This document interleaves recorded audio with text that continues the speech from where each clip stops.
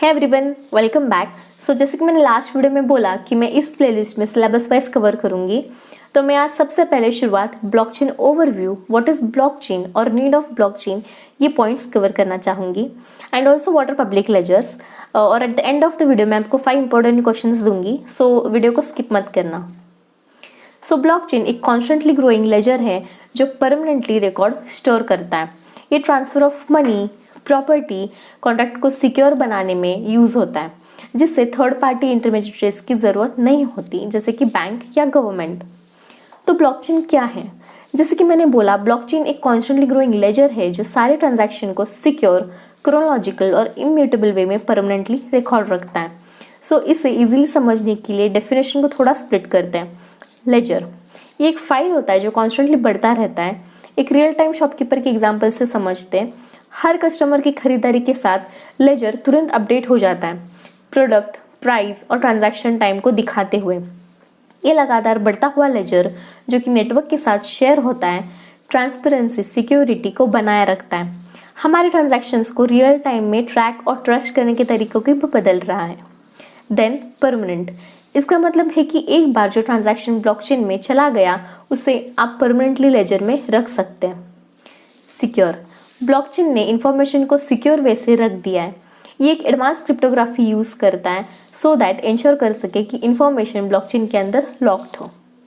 Chronological, chronological मतलब हर transaction तभी होता है जब प्रीवियस वन कंप्लीट हो जाता है।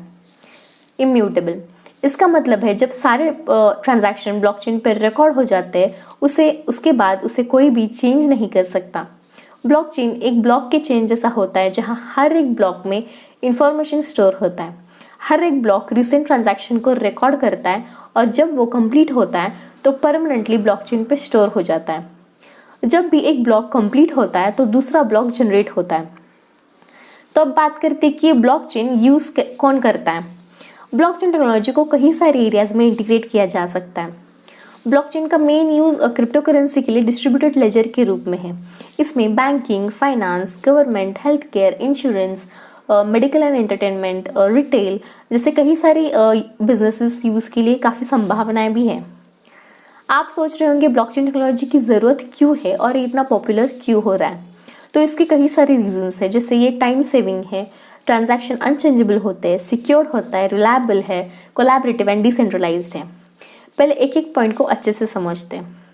टाइम रिडक्शन, फाइनेंशियल इंडस्ट्री में ब्लॉकचेन ट्रेडर्स की सेटल होने की प्रोसेस को तेज कर सकता है। ट्रांजैक्शन के चेकिंग, सेटलिंग और क्लियरिंग के लंबे प्रोसेस से गुजरने के बजाय ब्लॉकचेन सभी पार्टिसिपेंट्स के बीच शेयर किए गए डेटा की सिंगल एग्रीड अपॉन पर निर्भर करता है। इससे पूरा प्रोसेस बहुत तेज और मोर इफिशिएंट हो जाता है। Secondly, unchangeable transactions, blockchain transaction को क्रोनोलॉजिकल ऑर्डर में रजिस्टर करता है, जो सभी ट्रांजैक्शन की अनअल्टरेबिलिटी को सर्टिफाई करता है। इसका मतलब है कि जब लेजर्स की चेन में एक नया ब्लॉक जोड़ा जाता है तो इसे हटा या अल्टर नहीं किया जा सकता। इसका मतलब है कि जब एक लेजर की चेन में एक नया ब्लॉक जोड़ा जाता है तो इसे रिमूव या मॉडिफाई नहीं किया जा सकता। देन रिलायबिलिटी, ब्लॉकचेन हर एक इंटरेस्टेड पार्टीज की आइडेंटिटी को सर्टिफाई और वेरीफाई करता है। इससे डबल रिकॉर्ड हट जाते हैं, रेट्स कम हो जाते हैं और ट्रांजैक्शन की स्पीड भी बढ़ती है। सिक्योरिटी, ब्लॉकचेन ये इंश्योर करने के लिए बहुत एडवांस क्रिप्टोग्राफी का यूज करता है कि इंफॉर्मेशन ब्लॉकचेन के अंदर बंद रहे। ये डिस्ट्रीब्यूटेड लेजर टेक्नोलॉजी का यूज करता है, जहां हर एक पार्टी ओरिजिनल चेन के एक कॉपी रखती है, इसलिए बड़ी संख्या में दूसरे नोड्स गिरने पर भी सिस्टम चालू रहता है। कोलैबोरेशन, मतलब इसमें हर पार्टी दूसरे पार्टी के साथ डायरेक्ट ट्रांजैक्शन कर सकती है बिना थर्ड पार्टी इंटरमीडिएटरीज के, जैसे कि बैंक या government, as a said earlier. Decentralised, ये डिसेंट्रलाइज्ड है क्योंकि इसमें किसी भी चीज़ की सुपरवाइजिंग करने वाले कोई सेंट्रल अथॉरिटी नहीं है। हर एक नोड ब्लॉकचेन इंफॉर्मेशन कैसे एक्सचेंज करता है, इसका भी एक स्टैंडर्ड रूल है। ये मेथड इंश्योर करते हैं कि ये सभी ट्रांजैक्शन वैलिड है और सभी वैलिड ट्रांजैक्शन एक एक करके जोड़े जाते हैं। अब आते हैं पब्लिक लेजर्स पे।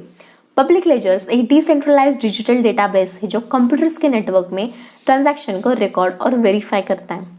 बिटकॉइन जैसे क्रिप्टो करेंसी को स्ट्रांग बनाने में उसके रोल के कारण वो काफ़ी पॉपुलर और रिकग्नाइजेबल हुआ है, लेकिन उसके एप्लीकेशंस डिजिटल करेंसी से कहीं आगे तक भी एक्सटेंड हुए हैं। पब्लिक लेजर एक पीयर टू पीयर नेटवर्क पर काम करता है जहां हर एक पार्टिसिपेंट या नोड पूरे लेजर की कॉपी रखता है। ये डिसेंट्रलाइज स्ट्रक्चर ट्रांसपेरेंसी और इम्यूटेबिलिटी को इंश्योर करता है।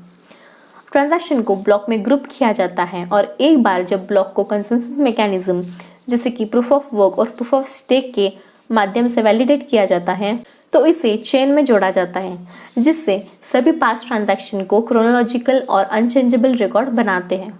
पब्लिक लेजर का एक की एडवांटेज उसकी सिक्योरिटी है। ब्लॉकचेन में यूज़ की जाने वाली क्रिप्टोग्राफिक टेक्निक लेजर में जोड़े जाने के बाद किसी के लिए भी डेटा को अल्टर या मैनिपुलेट करना बहुत डिफिकल्ट बना देता है।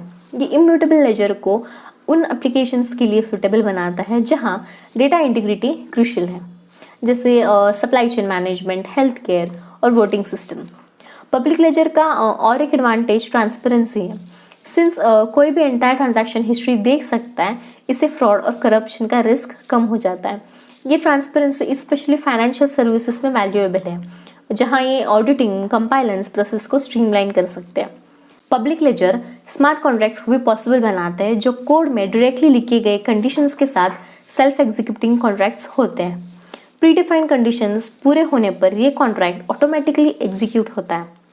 रियल एस्टेट, इंश्योरेंस और लीगल सर्विसेज जैसे वेरियस इंडस्ट्रीज में इंटरमीडिएटरीज की ज़रूरत को कम करता है। अपने पोटेंशियल के बावजूद पब्लिक लेजर्स को चैलेंजेस का सामना करना पड़ता है। स्केलेबिलिटी इश्यूज ट्रांजैक्शन प्रोसेसिंग को स्लो कर सकता है और कुछ ब्लॉकचेन नेटवर्क में एनर्जी कंजप्शन एक चिंता का विषय है।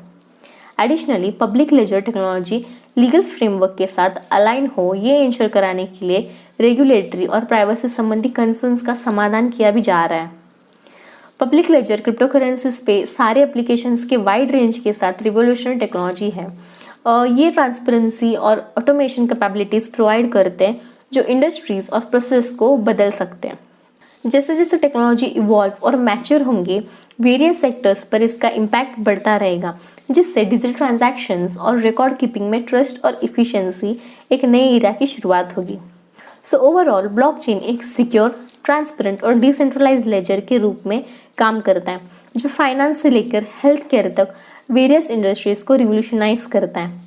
इसके time saving features, unchangeable transactions, reliability, security, collaborative nature और डिसेंट्रलाइज इसे गेम चेंजिंग बनाते हैं। ब्लॉकचेन की ज़रूरत इसकी स्ट्रीमलाइन प्रोसेसेस, एनहांस सिक्योरिटी और इंटरमीडिएटरीज पर भरोसा किए बिना कोलैबोरेशन का बढ़ावा देने की क्षमता से उत्पन्न होता है। पब्लिक लेजर की कंपोनेंट ट्रांसपेरेंसी, इम्यूटेबिलिटी और सिक्योरिटी को इंश्योर करता है, जो क्रिप्टोकरेंसी से परे एप्लीकेशंस के लिए एक्सपांसिव वेज प्रोवाइड करता है।